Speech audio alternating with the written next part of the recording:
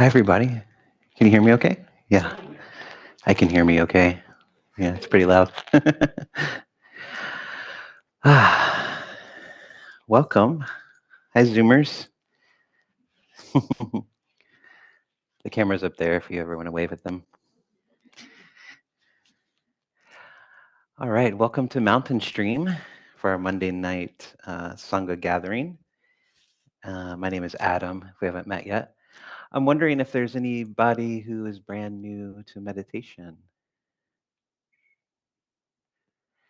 It's your first time? Welcome. Everybody look at her. I'm just kidding.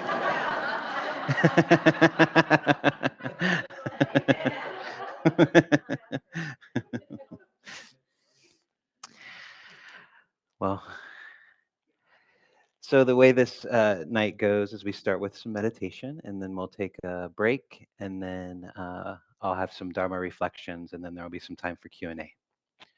Q&A is going to be a little bit different tonight, just because we're having some microphone issues, but it should be okay. All right. So make yourself comfortable. So I always like to stretch a little bit, even bounce, take a few deep breaths. Yeah, sigh if you want to. Mm. And then we just settle in with a few nice long breaths with a nice long emphasis on the exhale.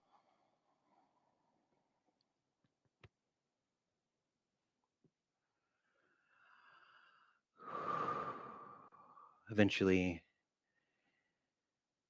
allowing a nice, natural, easeful breath to take over.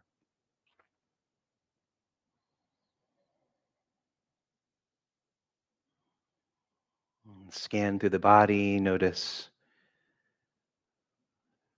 just notice what's here right now. Nothing that you're supposed to be, no way the body's supposed to feel, no state the mind is supposed to be in. Meditation is all about just being with what is here and now.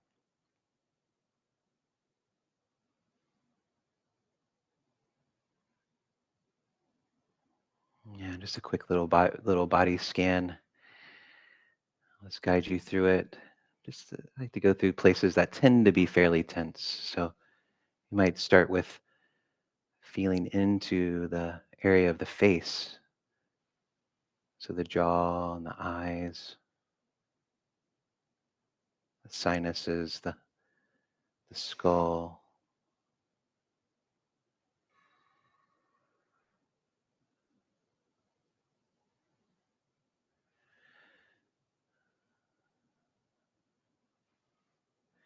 It's not even necessary to relax there, although that's nice to do. Just knowing that there's tension. And you might move into the neck and the shoulders.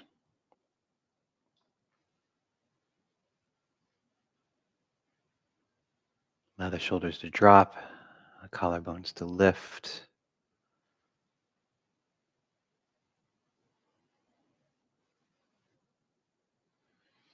Move into the space of the heart.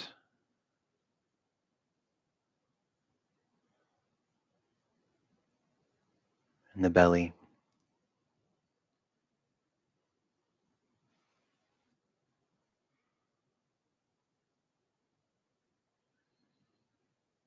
And the legs.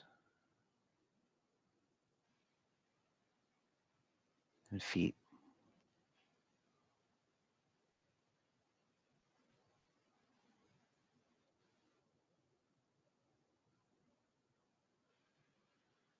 And allow awareness to settle into the space of the body, the whole body.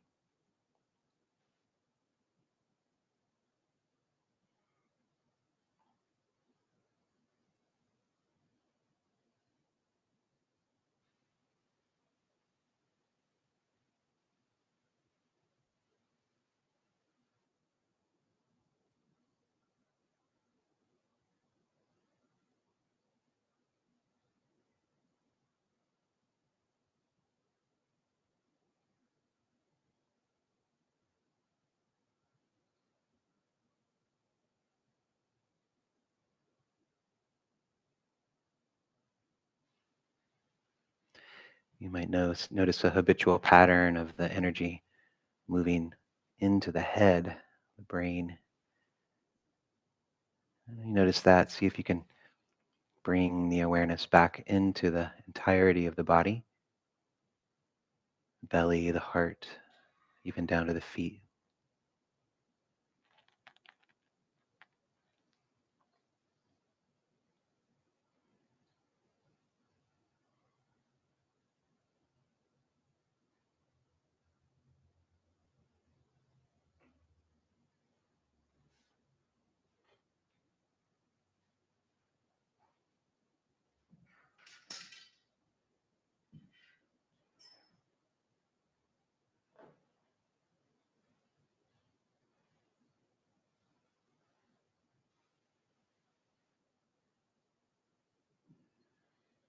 And then we can also bring in the breath here. So noticing the body breathing.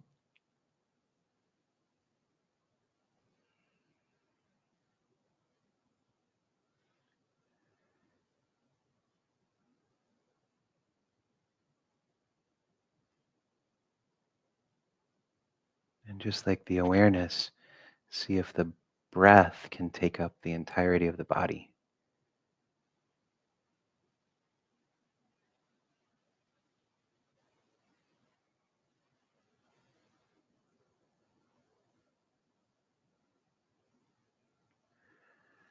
Like on the inhale, the whole body expands just a little bit. And on the exhale, the whole body relaxes or contracts just a little bit. So there's this rhythm.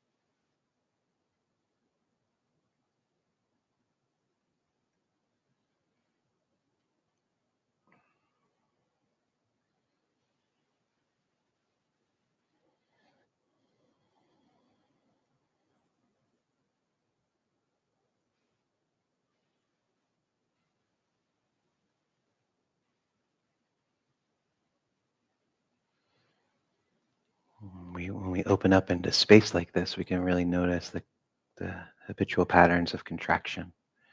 And we notice that either contraction around a thought or a bodily sensation or whatever it is. You guys take a nice long breath and maybe even have the slightest smile.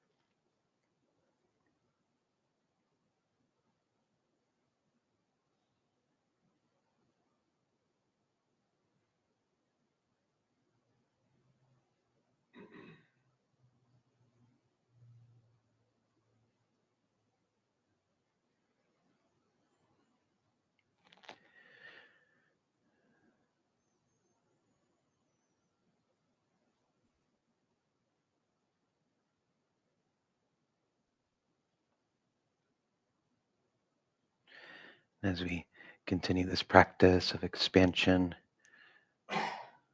perhaps bringing in a bit of kindness now.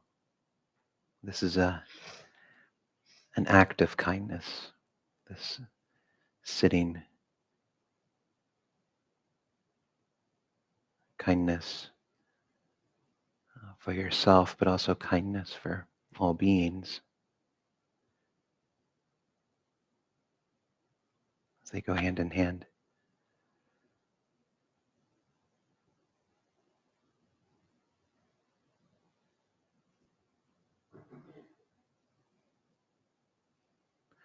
This is a kind act.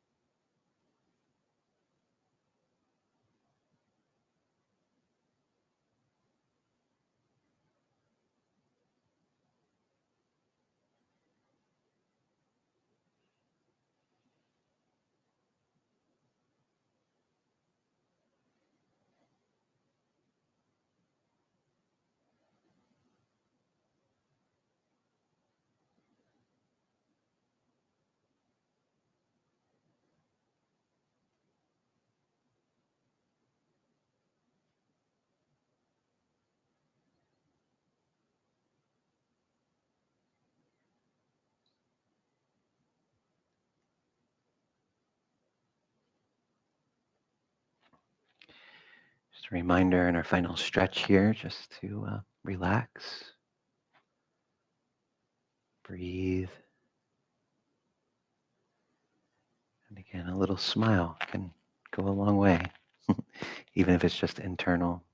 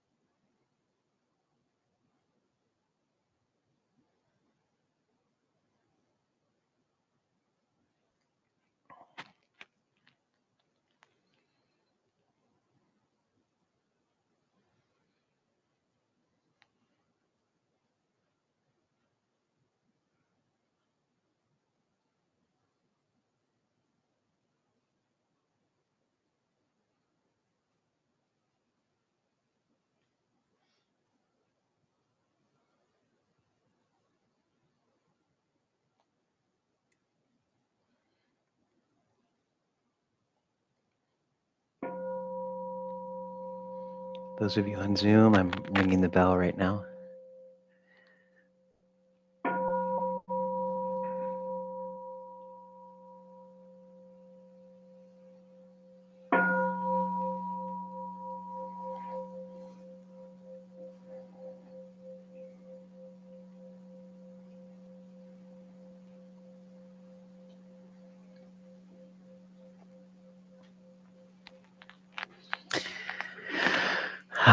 All right. Well, we'll take a little break. We're back.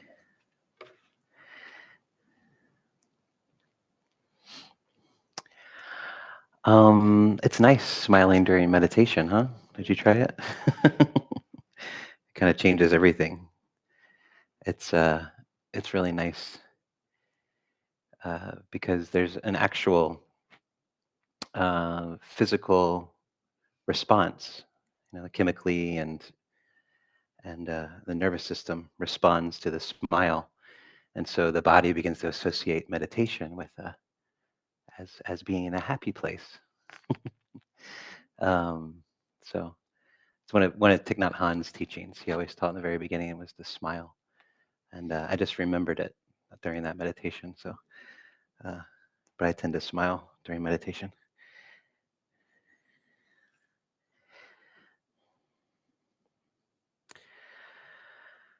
All right. So tonight I'd like to just explore just kind of one of the most vivid and powerful teachings of the Buddha, at least visually, and it's called the Fire Sermon. Are you all familiar with the Fire Sermon? Yeah, it's sort of whenever you read like a great speeches of leaders throughout history or um, anthologies, they always include the Fire Sermon of the Buddha for some reason. It's not the most um, complicated thing, but it's pretty profound and it's kind of dramatic. So I thought I'd share it tonight. And there's some really beautiful teachings within it, embedded in it. And so in it, the Buddha invites us to look at our lives through a really kind of striking metaphor, which is fire or burning. Sometimes you'll see the sutta called the burning sutta. Um, and he uses flames as as a metaphor into understanding how we can be consumed by certain things, uh, by certain forces that keep us in the cycles of repeating the same things over and over again, of being caught in the cycles of suffering, of having to learn the same lesson over and over again and suffer over and over again. Uh, and I'll just read it. I think I'll just read it to you, and then I'll explain it.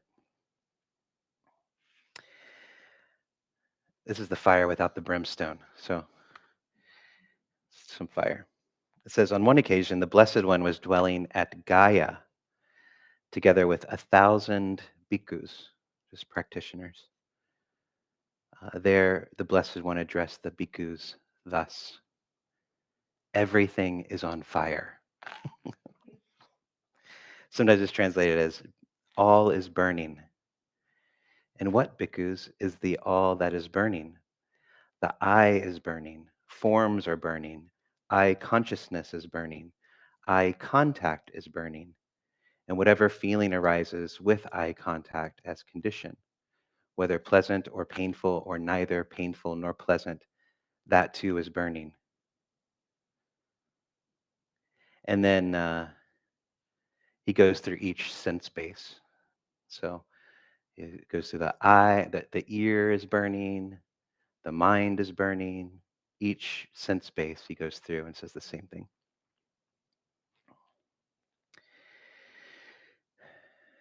And I'll save the rest for later. But it's pretty interesting because he's saying, so the eye is burning, so your sense is burning. Forms are burning, so what the eye sees.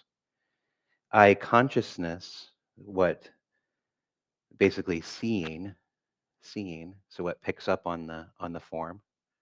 Contact, so contact is when the eye, the seeing sense meets the object. That's burning too. And whatever feeling arises with that contact is burning as well. It's all burning. And he says, what's it burning? What's burning? It's what burning with what? What's it burning with? So what's the fuel? What's the tinder that's making it burn? So it's burning with the fire of greed, the fire of hatred, the fire of delusion, burning with birth, aging, and death, with sorrow, lamentation, pain, displeasure, and despair. And again, he goes through each sense. And I find this really interesting. First, a little background.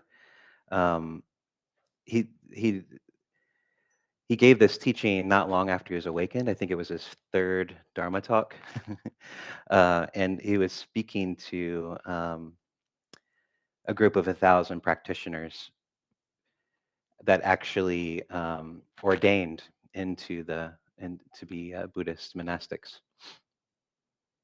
And he's giving it on the banks of the Ganges River. And these monks and probably nuns as well, they're all previously fire worshipping ascetics, um, who and if you're familiar with Hinduism or the Vedic teachings, fire ceremony is at the very center of a lot of things. And the Buddha was always very critical, not of the ritual itself, but but the place that the ritual started to take in life. And so a priest could perform the ritual, and then there were participants in this ritual. And the idea was that this you offer to this fire externally things, and then you're purified through that exact fire through the priest's actions. And so the Buddha was always very critical of this idea of seeking purification outside of yourself. And and so this seeking of the divine from somewhere else other than yourself, very critical of that, because the Buddha was always pointing back in, like you are the very source from which the divinity comes from. And so the Buddha did this a lot, where he would adapt his talks or adapt his teaching to who he was talking to. And so these practitioners being fire worshippers, um, he used the image of the fire.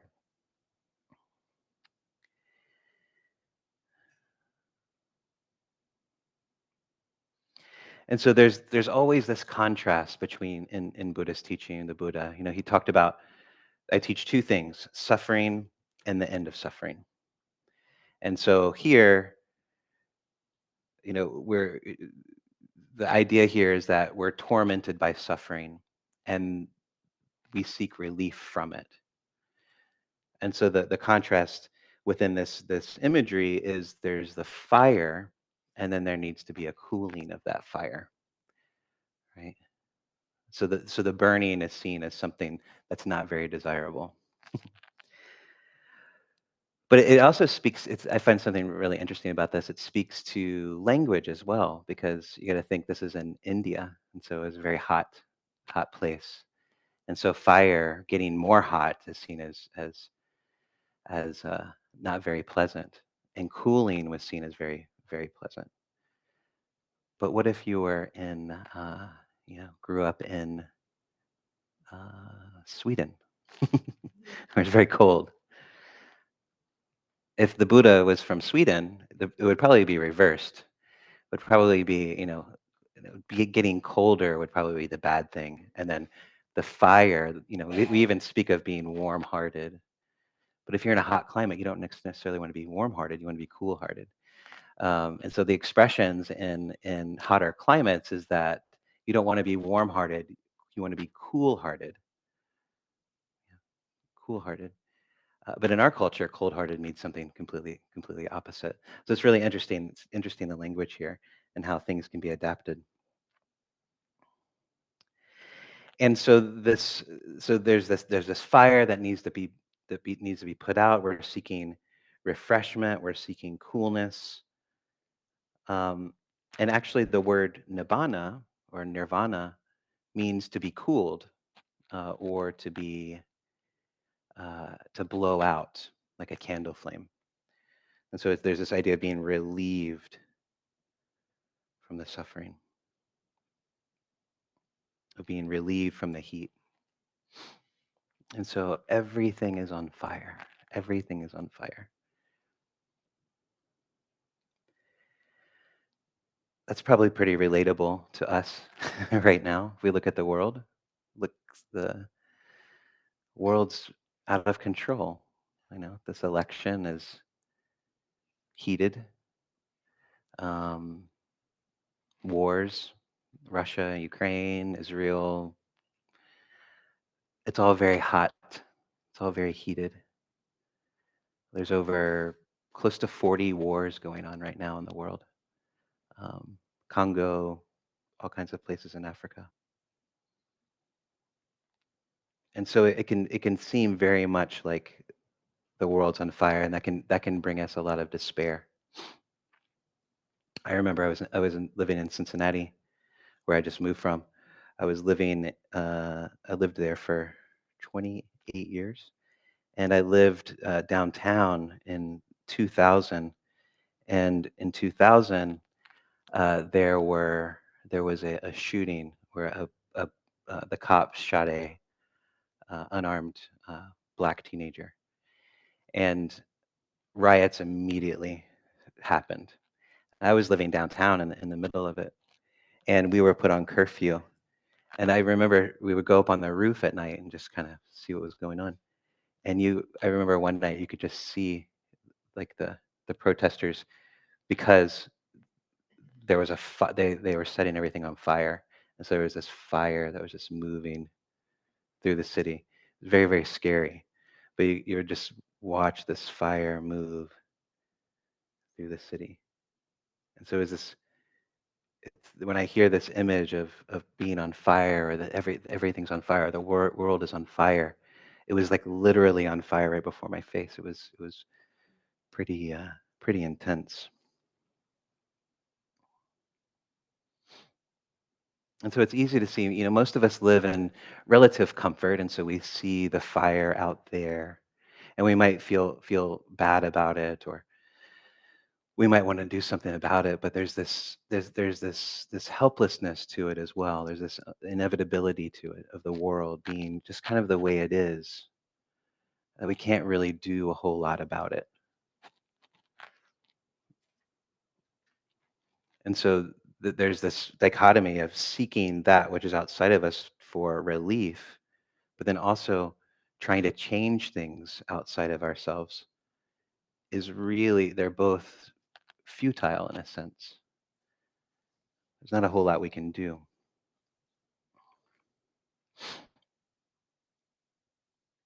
And so for these monks and these monastics, the fire was a symbol of both life and of purification. But the Buddha took this symbol, and he turned it inward. He sort of turned it in on itself. Not pointing to the external fires, recommending not relying on the external fires, but the inner flames that burn within each of us. And so it's this really interesting turn, and you see this a lot in Buddhism and in our practice. It's like when we go out, when we're in our meditation practice. In the beginning, everything is really about ourselves. It's really about taming this mind, being mindful, calming this body, um, recognizing what's actually happening in, in our lives and in the world, the patterns that underlie all things. But at a certain point, the practice takes this turn and becomes about other people, and our internal relationship with other people, our reactivity, our relationship with the world. And it's not by changing something outside of ourselves. It's a turn in to where our relationship, how we act, how we are in the world begins to change.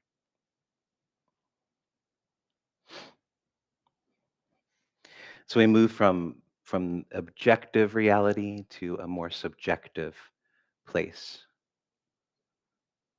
And that's really where we have agency. We have agency over how we relate to things. So greed, lust, hatred, anger, they all feel like we're on fire internally. So there's a turn from the thing itself that we think is creating the fire within and how it affects us to the object, to the subject, back in and on itself. And if we examine how we feel during, when we're worked up or we're angry or we're in lust or all of these things, it doesn't feel good. It feels like we're on fire. And so we kind of put things on objects. It's like the person's fault or the object's fault or the government's fault or whatever the fault is. And that keeps us actually distracted from the actual thing that the Buddha is pointing to, which is our internal relationship with things. And this is a natural thing. I feel like this is a natural thing even before I was into Buddhism or was into these teachings. I felt that, I felt that blame of the outer, that blame of something outside myself, kind of shifting blame, not taking responsibility, like putting things on other people and things and activities and governments and all of this stuff, which was really a strategy of avoidance, of avoiding my own internal unsettledness or my own internal flames or my own internal fires. And so that manifested in some, lashing out or some avoidance, avoiding feeling, avoiding situations. And so everything is burning, turns it around. And so perhaps these monastics were very externally oriented. Obviously, they probably were. They were deeply conditioned to be absolved by something outside of themselves, which is disempowering. And so the Buddha, by turning back internal, it's empowering to us. It's showing us that we have agency. So there's the belief that the fire ritual relieves us from suffering. And really, if you look at ritual itself, it's meant to be symbolic of an internal transformation. But what tends to happen, and we see this in churches and all kinds of things, the rituals become empty. They become they become about the ritual itself and rather than the transformation. And there's various examples of the Buddha doing this. So there's other turning. So people, and this still happens today. Bathing in the Ganges was meant as a purification. You purify yourself in the Ganges. And the Buddha said, that's not how you become pure. You become pure but through your own ethical behavior, through your own actions. That's how you become pure. Or there was a lot of animal sacrifice in those days. There still is today. Um, he said, much better than practicing animal sacrifice, it's better to practice generosity, because then you're actually providing something useful to people. You're supporting others.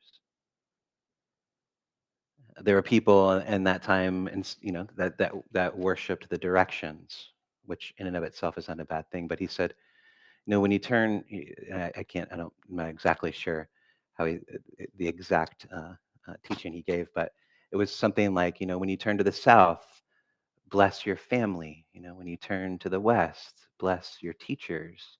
When you turn to the north, bless your children. Things like this. So there's always this practical spin, this internal spin of being more useful and being more skillful and being more wholesome that actually had real action in the here and the now.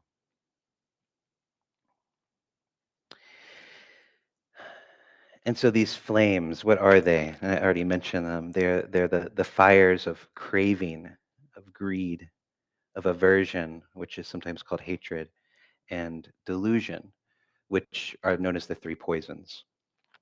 I don't know if we no, I have one in here, but if you look at there's a tanka in the lobby. It's the wheel of life, and in the very middle, it's always there, is the three poisons, which is usually a rooster, a snake, and a pig, and they each have each other's tails, and they're kind of running in a circle. Yeah, and so each one represents greed, hatred, and delusion. I won't go into it now.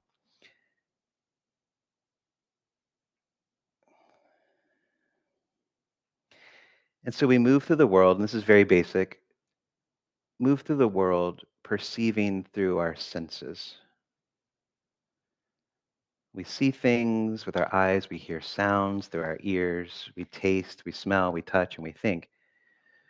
But as soon as we encounter something pleasant, what happens? We want more of it, right? We want to keep getting it. We want to keep trying to get it. We want to set ourselves up to always get the pleasant thing. We want more of it. We crave it. And this is the fire of craving or greed. Tanha is the word. Tanha, it can also be translated as thirst. It's a thirst that's there. So this relentless desire for pleasure, possessions, and experiences that we believe will make us happy. And they do for a very short period of time. And then they stop making us happy or they get boring and we move on to something else. And we move on to something else. We move on to something else because they don't last. Circle, cycle, cycle. Then there's the fire of aversion, which is the Pali word is dosa, which arises when we encounter something unpleasant or uncomfortable.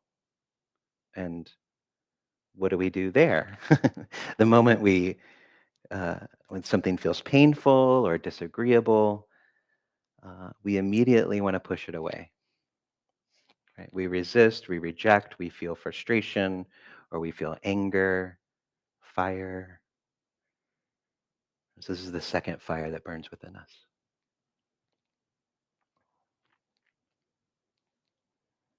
And then there's the fire of delusion, moha, which is kind of the most uh, sneaky of all of them.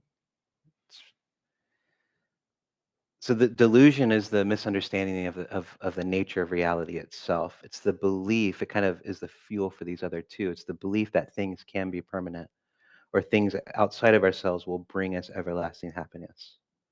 That things are solid and permanent and self-centered. When in fact, everything is impermanent and impersonal and interconnected and empty. That's wisdom. It's the opposite of delusion is wisdom. And so the fire of delusion is one that clouds our vision. It keeps us from seeing. It prevents us from seeing clearly. And so the Buddha's message is very clear. It's not just that we experience sights and sounds, tastes and thoughts. It's that we react to them with craving, aversion, and delusion. And in so doing, we fuel the fire. We fuel the fires of suffering. And this is how we continue this round of suffering over and over and over and over and over again.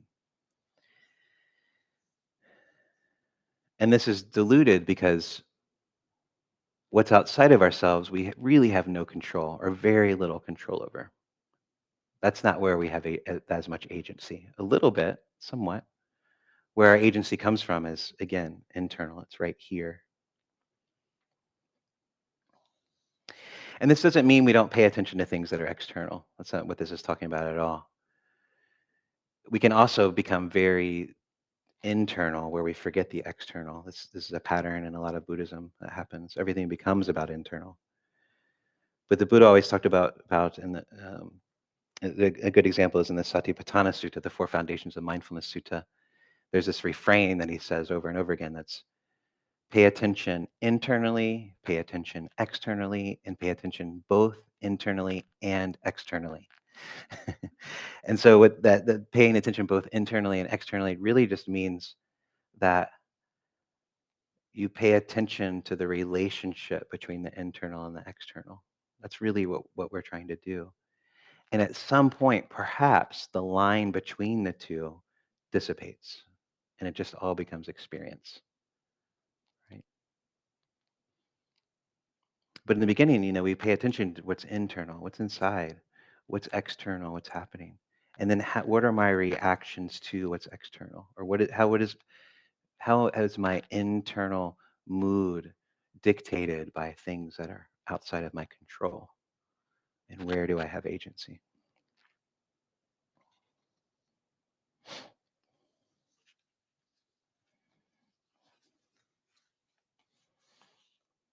So everything is burning.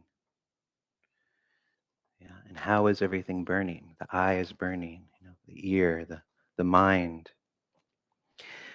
And I just want to say this way he's framing this is everything. Everything is not the world. That's not what he's talking about. The Buddha's over and over again uses the word everything. Um, he limited it to how we experience everything. So it's not the things themselves, but it's how we experience everything. And so often the Buddha talked about the world. Really what he's talking about is the this world, my world, the world that I create, the world that I create through my internal uh, weather. And so there's a huge difference between the world and my experience of the world. And this is very, very important. This is an important point because you know if I have this piece of paper right here, you know I'm holding paper. And I'm having an experience of this piece of paper. But uh, the paper is one thing and my experience is the other. And the paper may be colored by all kinds of different things. I might have a deep attachment to this piece of paper because my outline of my talk is written on it. And so like I'm invested in this piece of paper. So if I lost it before my talk began, that would create all kinds of suffering because I have this relationship with it. Where if I lost it, like it wouldn't bother any of you. Maybe me not knowing what I was talking about might bother you. But like as far as the thing itself, there's not that relationship.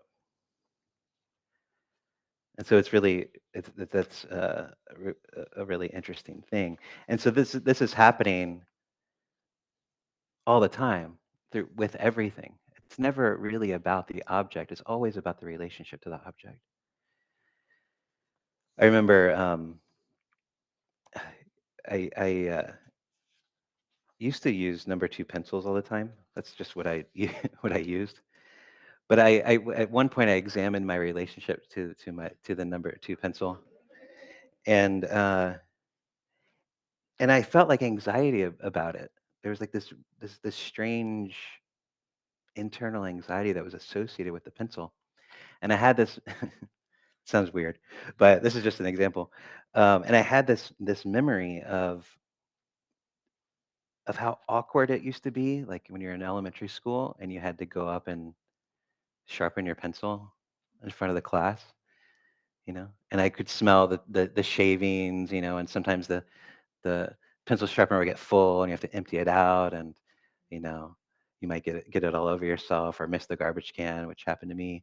uh, but like having to get up, you break your pencil and get up in front of class, and it's like just this awkward thing, 30 people looking at you and you're making this noise and everybody sees you. And so I've started to, just from this one number two pencil, there's this whole story that was built up around it. It's very, very interesting. But so much in our lives has that. And so that's not about the pencil itself. Like the pencil itself is just a pencil. But my relationship with that pencil was very interesting. Maybe not that interesting, but But what's interesting about it is like I had this anxiety and I did like very mild that it went unexamined. But then I looked into it, and then there was something there. I was like, oh, okay, that's where it's coming from, and then I move on. I use pens now, but that's a different story. But so much in our lives is like that. So many people, or how many people do we know that we just kind of we have our sets of beliefs about that person, and they don't really move, or we see or have a smell, some sense, and we smell something, and there's all this story behind it. It's happening all the time. The senses are burning, greed, hatred, and delusion. And really, the kind of most insidious thing about sort of this is that the Vedana, the feeling tone, the the seeking of pleasure, the the pleasant, the unpleasant, and then the neither pleasant nor unpleasant. They're directly associated with the three poisons. So if I'm always seeking pleasure, that's greed. If I'm always averting, that's aversion or hatred. If I'm uh, in the neutral space of both, and that leads to delusion in the extreme. And so if we really look at our lives, we're strategizing our entire lives around trying to go towards what's pleasant, avoid what's unpleasant, and not even really paying attention to the delusion. And it makes sense from an egoic perspective, but it ultimately leads to suffering because again, we can't control what's external to us. So if we're always expecting that or requiring these three things from life, we're always going to suffer. And so the whole point of Buddhist practice is to become more agile, is to become okay, like this radical okayness with what's in the world, allowing the world to be the world.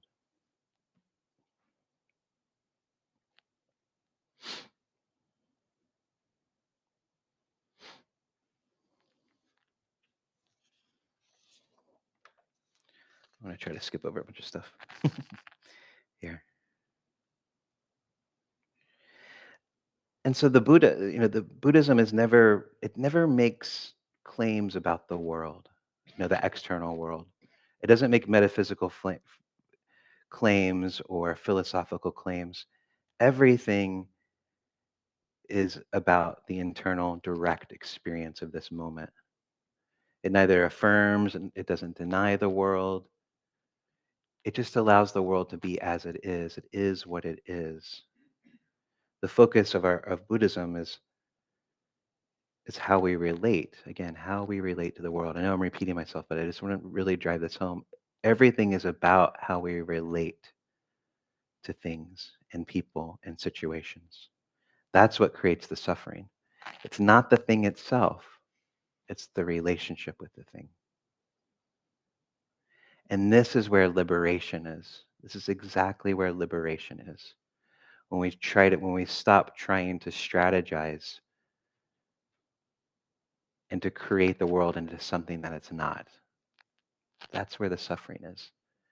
And the wheel of dependent origination, the fourth step in the chain link is Vedana, which is feeling tone. And that's where we can start to create change in the cycle of a feeling tone. How am I reacting? Where am I avoiding? Where am I seeking constant pleasure? So conditions are conditions, just the way they are. So it's really important in our practice to really go back and look at how we perceive things. Our practice is all about, and I say this all the time, it's learning to see things in different ways. It's becoming more agile in how we see things, how we see people, how we see the world. And that colors so much of how we are in the world.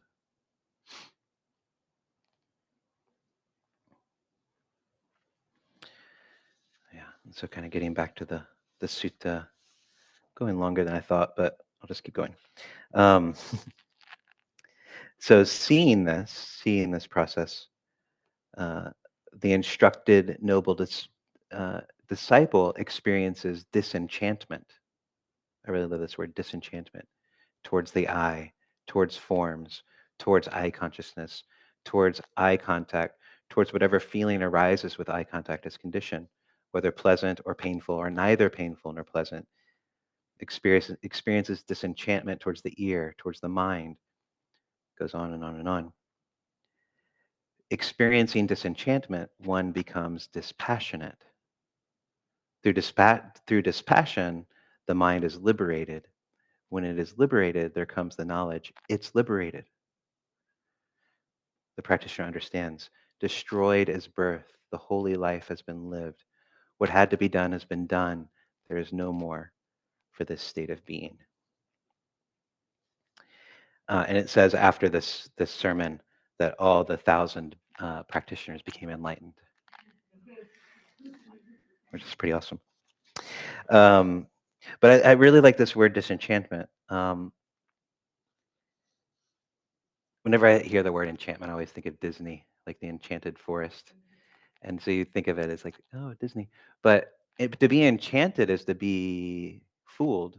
It's kind of it's to be it's to it's to be deluded in a sense. It's to allow our conditioning to dictate how we live our lives, you know. And so the conditioning blinds us. It's like a spell, and we break that spell. We become disenchanted when we see the process, when we see the way things really are. And this leads to dispassion. And dispassion is really it's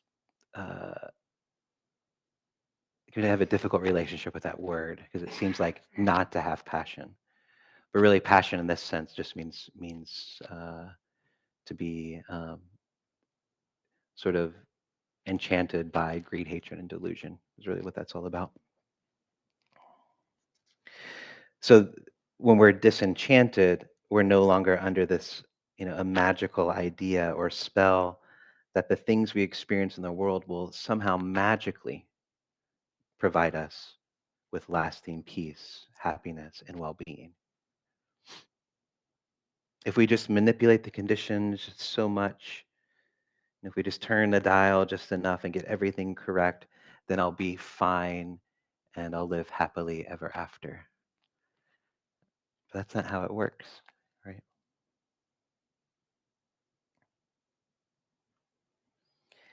And so the Buddhist teachings say that if we really want lasting happiness and peace, we're not going to find them from manipulating the world. You find it by how you relate to the world.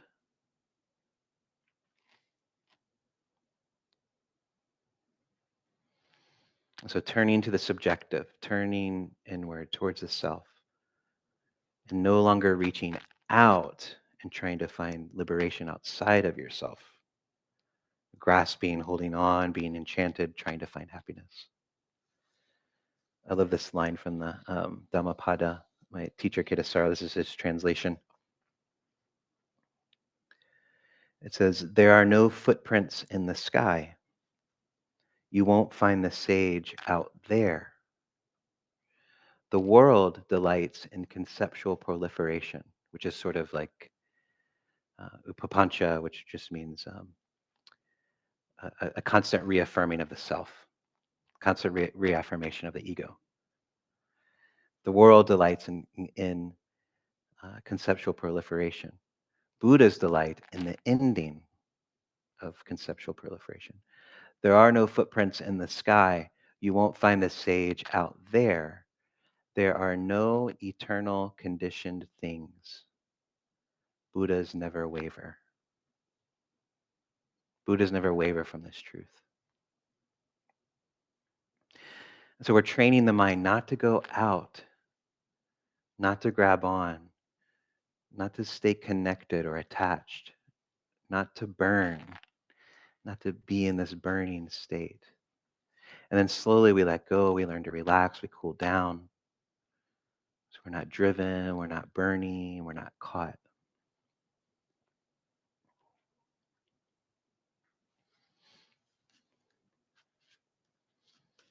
So is your world burning? What is your experience of becoming cool? In Zen, they used to say, practice as if your hair is on fire, which I kind of like. But it's, the as if is the important part. Your hair is not on fire. Gil Franz also likes to talk about, he says, like, the Buddhist path is a public path. And so as we change ourselves, there's a response from the world around us. And so our greatest, the best thing we can do for others is to do exactly this, is to cool the fires of greed, hatred, and delusion. Because everything you see out in the world, it all comes from all the wars, all of the violence, all of the hate. It comes directly from one human heart, and then that human heart lit the fires of other hearts, and then it becomes a movement. And it all is rooted in greed, hatred, and delusion. It all comes from this belief that we are separate. Because the only way you can commit violence in this world is if you think that you're separate. It's the only way. And so one person does it, and then it proliferates and proliferates and proliferates and proliferates and proliferates, and all of a sudden you've got this giant fire that's made up of all these little tiny fires. And so the problem is in the human heart. It's right here. So what's burning? And how is that fire affecting those around us?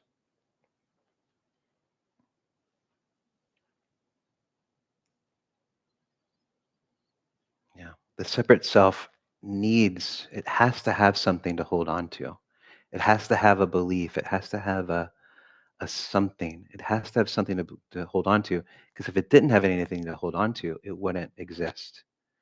And so this attachment to the self is why the world is on fire. And so it's a subjective problem, not an objective one. So I'll just stop there, or I'll keep talking. There's only 8 minutes left, but I think there's time for a couple of questions. We don't have a mic, so you can ask a question, and then I'll repeat it so we get it recorded so that other people can hear it. And yeah, we have time for a few. So whenever any questions, if you're on Zoom, you can raise your Zoom hand or your real hand, and we'll pick up on it. Yes, Nicholas.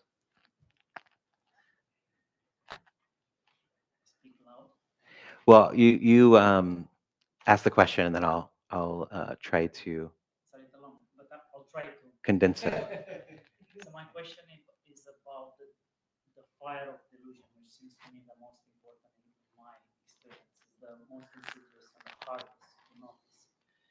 For example, what hit me tonight when we started, so it's related to language and assumptions. When we started the session, there was a question like, is there anybody, it's just an example, is there anybody who is new to meditation? And if I would realize that everything is on fire, then, if I would be on fire, I cannot say,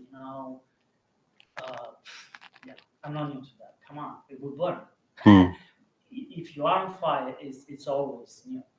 And my question is how to recognize, not to how to find coolness, because I don't need the coolness. First, I need to recognize more the fire that we are in. So basically, how to recognize assumptions that come through language from, sleeping societies, sleeping people that perpetuate more sleep. So my question is how to recognize things like that, instead of saying, "Whoa, how am I new to meditation now?" Instead of, but for me, this was like an around point. When I heard that, I was like, "Wow, who is new to meditation?" It's like, as long as I'm not awakened, it's like all of us.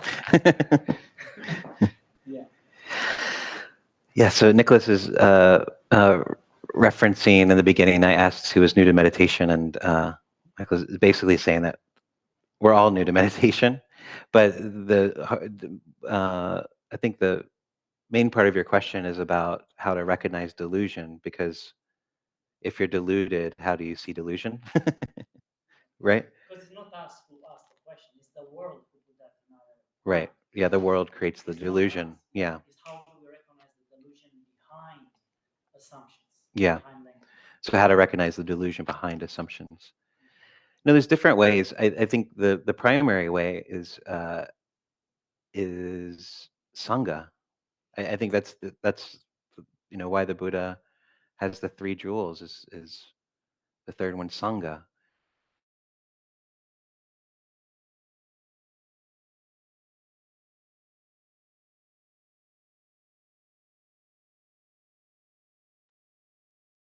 We can't hear you.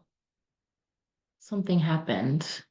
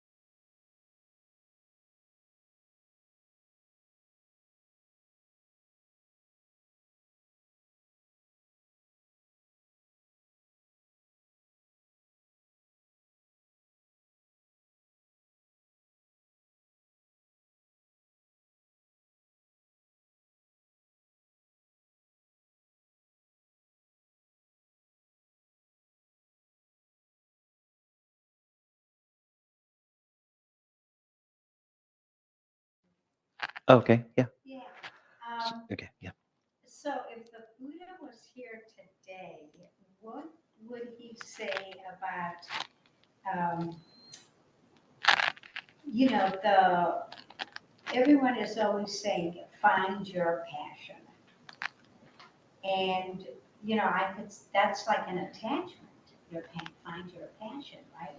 But it's good to have it's nice to have a passion to do something that you just absolutely love. But how would he interpret that? So the question's about passion and finding your passion, and how the Buddha would interpret that, and is passion all bad? Um, if the Buddha wasn't passionate about meditation and waking up, we'd have no teachings. So I don't think it's always about the middle. You know, he also talked about the Dharma as empty. Don't get too attached to the Dharma. You know, so it's never one or the other. We're kind of in this. We have this mind that wants to choose like one or the other, all the time, and it's usually opposite ends.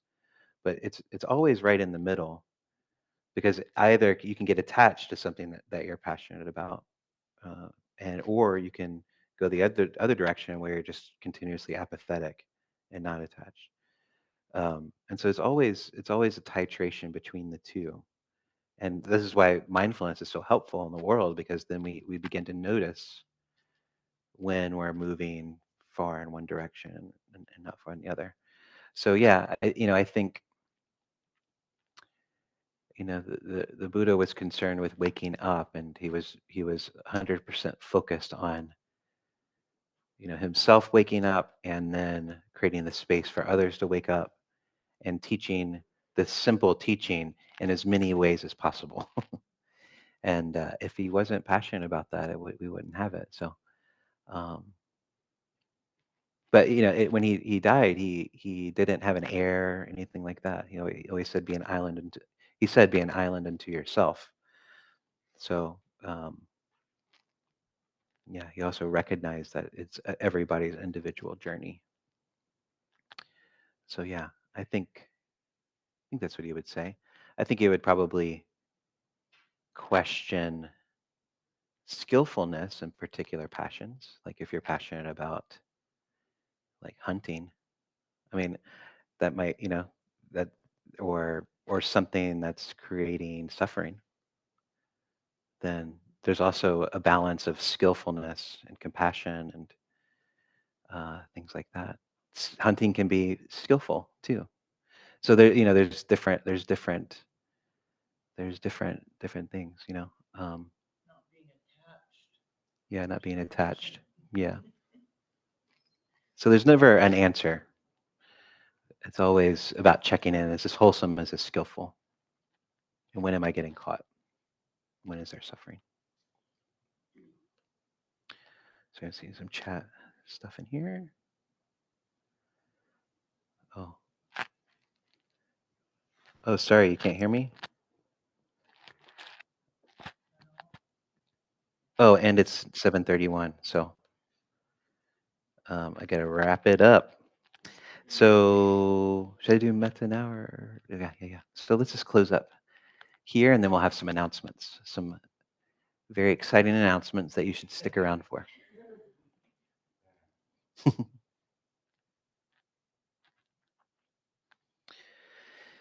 And so pausing, coming back to the breath and feeling into this body.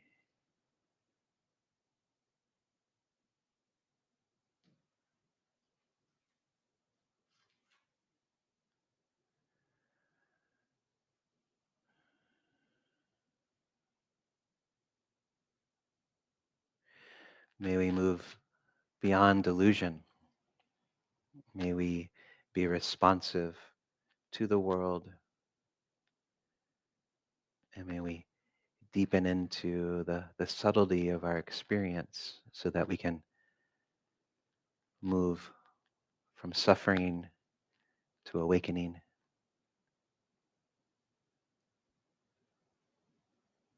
With every thought, with every action, with every activity, with every thing that we encounter. May all beings, without exception, be safe, happy, and free.